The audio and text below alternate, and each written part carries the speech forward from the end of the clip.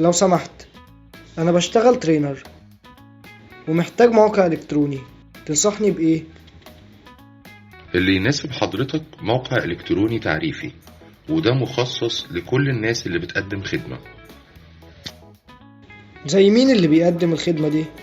زي حضرتك مثلا ترينر، لايف كوتش، دكتور، محامي، مدرس، وأي حد بيقدم خدمات زيهم.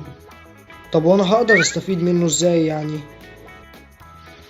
أول استفادة إنه أرخص أنواع المواقع الإلكترونية، وتاني استفادة إنك هتقدر تعمل دعاية لنفسك على كل المواقع والتطبيقات، مش على الفيسبوك بس، وده هيعمل لك انتشار كبير جدا. ده غير إنه هيبقى واجهة محترمة لحضرتك وللخدمة اللي بتقدمها، ومكان مميز تعرض فيه تطورات خدمتك وأي عروض تحب تعملها في أي وقت.